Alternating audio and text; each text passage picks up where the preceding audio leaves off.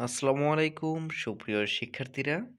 পঞ্চম শ্রেণীর বাংলা বিষয় নিয়ে তোমাদের আজকে আলোচনা করব। তোমাদের যাদের বাংলা বিষয় পরীক্ষা রয়েছে, তোমাদের তৃতীয় প্রান্তিক মূল্যায়ন পরীক্ষা বা বার্ষিক পরীক্ষার মডেল টেস্টের কাজগুলো একটু তোমাদের দেখাবো। জন্য তোমাদের প্রশ্নগুলো কেমন আসতে পারে বা কেমন থাকবে সেগুলো নিয়ে।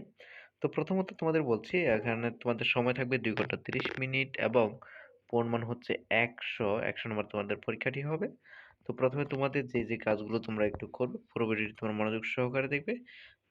কেউ ভিডিওটি স্ক্রল করবে না। এখানে দেখতে পাচ্ছ প্রথমে 1 নম্বর তোমাদের দেওয়া থাকবে কবি ও কবিতার নাম সহ নোলক কবিতার প্রথম 8 লাইন লিখতে বলা হয়েছে। 2 নম্বর রয়েছে সঠিক শব্দ বসিয়ে শূন্যস্থান পূরণ করতে হবে। এখানে 5টি শূন্যস্থান রয়েছে। 5টি শূন্যস্থানের জন্য 5 নম্বর করে লিখতে হবে। এখানে প্রথম যে দেখতে পাচ্ছ যে হেথায় খুঁজি ড্যাশ খুঁজি সারা বাংলাদেশে। তাহলে হেথায় খুঁজি কি খুঁজি, এখানে ওটা বসাতে হবে, সে শব্দটা উপরের বক্স থেকে বসাতে হবে। 3 নম্বর যে কাজগুলো রয়েছে এখানে বলা হচ্ছে যেকোনো 3টি রচনামূলক প্রশ্নের উত্তর লেখো।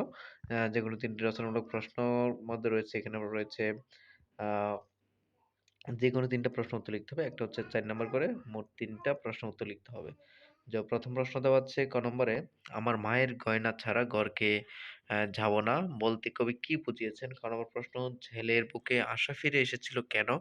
ঘ নম্বর প্রশ্ন, লুবি কাঠুরিয়া কিভাবে শাস্তি পেল?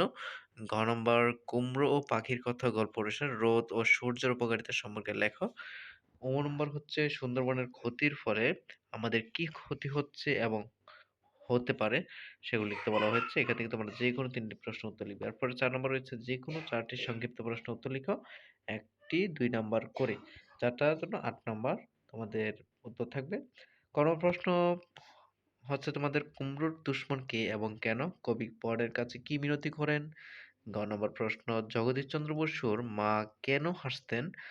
ঘ নম্বর প্রশ্ন, বাংলাদেশের যেসব ধর্মের লোক বাস করে সেগুলোর কয়েকটি নাম লেখো। গ নম্বর প্রশ্ন হচ্ছে মহানবী সাল্লাল্লাহু আলাইহি সাল্লাম মন আনন্দে ভরে গেল কেন? চ নম্বর, জেলে তামার চালাটি খোলার পর কি ঘটলো?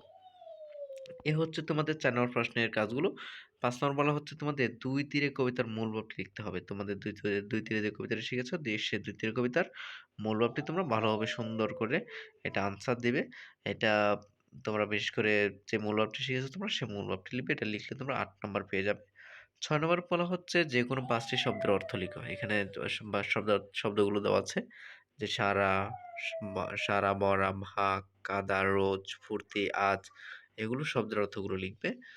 যেকোনো 5টা শব্দের অর্থ লিখবে তোমরা। 7 নম্বর রয়েছে তোমাদের এখানে বলা হচ্ছে যেকোনো 5টা শব্দ দিয়ে বাক্য গঠন করো। যেকোনো 5টি শব্দ দিয়ে বাক্য গঠন করবে। 5টির জন্য 5 নাম্বার। এখানে নোলক, বাংলাদেশ, পালক, ভরা, ফুর্তি, আজ, কুণ্ডলী এই শব্দগুলো দেওয়া আছে। এগুলো দিয়ে তোমরা 5টা বাক্য তৈরি করবে যেগুলো তোমাদের জন্য সহজ হয় সেগুলো। 8 নম্বর রয়েছে যেকোনো 5টি ক্রিয়াপদের চলিত রূপ লিখতে বলা হচ্ছে। যে এখানে দেখতে পাচ্ছ করিয়া, এখানে ক্রিয়াপদের চলিত রূপ করিয়া, করে, চলিতে, চলতে, কাটিতে, কাঁদতে, কাঁদিতে, কাঁদতে। এই যেখানে যে চলিত রূপগুলো রয়েছে সেগুলো চলিত রূপ করবে। 9 নম্বর কাজ রয়েছে তোমাদের এখানে বলা হচ্ছে সঠিক উত্তরটি উত্তরপত্রে লিখো। এখানে 5টি সঠিক উত্তর থাকবে। 5টি সঠিক উত্তর থেকে 5টি সঠিক উত্তরের উত্তর দিতে হবে। এখানে প্রথম প্রশ্ন দেখতে পাচ্ছ ঈশপের প্রত্যেকটি গল্পের মধ্যে কি থাকে? 2 নম্বর হচ্ছে নিচের কোন বানানটি সঠিক? সূর্য, স্বাচ্ছন্দ্য, তৎক্ষণাৎ, জলপরী। এখানে কোন বানানটি সঠিক সেটি তোমাদের বুঝে আনসার দিতে হবে। 3 নম্বর, 4 নম্বর, 5 নম্বর করে এখানে 5টা বহু নির্বাচনী রয়েছে বা 5টা বহু নির্বাচনী প্রশ্নের উত্তর দিবে।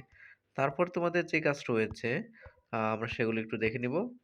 তারপর দেখতে পাচ্ছ এখানে 10 নম্বর যে কাজটা রয়েছে, এখানে একটি প্যাসেজ দেওয়া থাকবে যেখান থেকে তোমাদের নিচের অনুচ্ছেদটি পড়ে কে, কি, কোথায়, কিভাবে, কেন, কখন শব্দগুলো যেকোনো 5টি একবার ব্যবহার করে 5টি প্রশ্নবোধক বাক্য তৈরি করতে হবে। এই যে এখানে একটা দৈত্যের কাহিনী দেওয়া আছে। এই দৈত্যের কাহিনী গল্পটি থেকে তোমাদের 5টা প্রশ্ন তৈরি করে দিতে হবে। যেখান থেকে তোমাদের এখান থেকে তোমরা যেকোনো 5টা তোমরা প্রশ্ন তৈরি করবে। কি দিয়ে একটি, কে দিয়ে একটি, কোথায় দিয়ে, কিভাবে, কেন, কখন, এগুলো দিয়ে একটি করে মোট 5টি প্রশ্নের প্রশ্ন তৈরি করবে। এটাই হচ্ছে তোমাদের কাজ। 11 নম্বর রয়েছে যেখানে বলা হচ্ছে যেকোনো 5টি যুক্তবর্ণ ভেঙে লেখা এবং প্রতিটি যুক্তবর্ণ দিয়ে শব্দ তৈরি করো। প্রতিটি যুক্তবর্ণ দিয়ে একটি করে শব্দ তৈরি করতে হবে, এটা মাথায় রাখবে। ১২ নম্বরে হচ্ছে যেকোনো ৫ টি শব্দের একটি করে সমার্থক শব্দ লিখতে বলা হচ্ছে। ১৩ নম্বর রয়েছে যেকোনো ৫ টি বাক্যকে এক কথায় প্রকাশ করে। এখানে বলা হচ্ছে জানার ইচ্ছা, জিজ্ঞাসা এরকম করে তোমাদের ৫ টি এক কথায় প্রশ্নের উত্তর দিতে হবে। ১৪ নম্বরে রয়েছে মনে করো তুমি মাসুক, মাহি, তুমি পিয়ারজান সরকারি প্রাথমিক বিদ্যালয়ের ৫ম শ্রেণীর শিক্ষার্থী। তোমার পিতার নাম আব্দুল খালেক, মাতার নাম হচ্ছে নাসিমা বেগম। ফুটবল টিমের সদস্য হওয়ার জন্য নিচের ফর্মটি পূরণ করো। এখানে দেখো স্কুলের নাম অনুসারে এখানে তোমাকে একটি ফর্ম পূরণ করতে হবে, যেখানে তোমার ওইখানে উদ্দীপকে যে কাজটি দেওয়া আছে যে নাম, বাবার নাম, মায়ের নাম, কোন শ্রেণীর শিক্ষার্থী, সে কাজগুলো।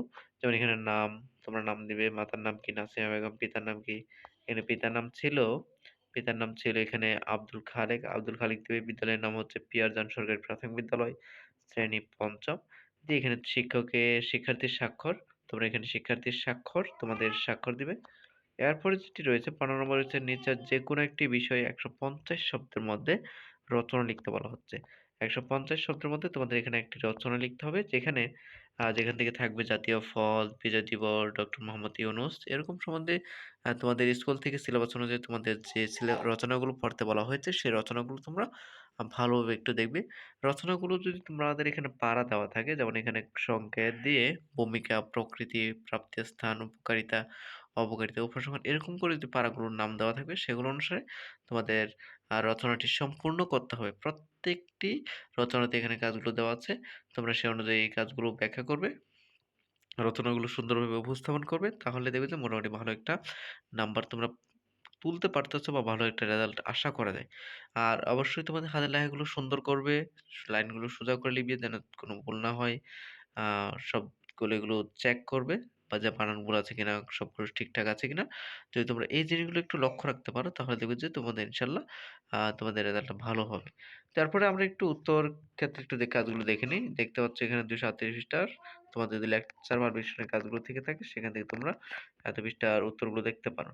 তো সুপ্রিয় শিক্ষার্থীরা আজকের জন্য তোমাদের ৫ম শ্রেণীর শিক্ষার্থী তোমরা যারা রয়েছে তোমাদের বাংলা পরীক্ষা যাদের রয়েছে তোমরা এই প্রশ্নের সাজেশনটি দেখতে পারো। আশা করি এখান থেকে তোমাদের অনেকটা উপকৃত হয়েছে, অনেক কিছু বুঝতে পেরেছো। না বুঝে থাকলে অবশ্যই এখানে আমাদের সাথে তোমরা যোগাযোগ করতে পারবে। WhatsApp লিংক দেওয়া থাকবে বা কমেন্ট সেকশন রয়েছে সেখানে যোগাযোগ করতে পারবে। তো আজকের জন্য এখানেই শেষ করছি। তোমরা সুস্থ থাকো, ভালো থাকো। থ্যাংক ইউ সো মাচ পুরো ভিডিওটি দেখার জন্য। ধন্যবাদ। পরবর্তী ভিডিওতে আবার দেখা হবে।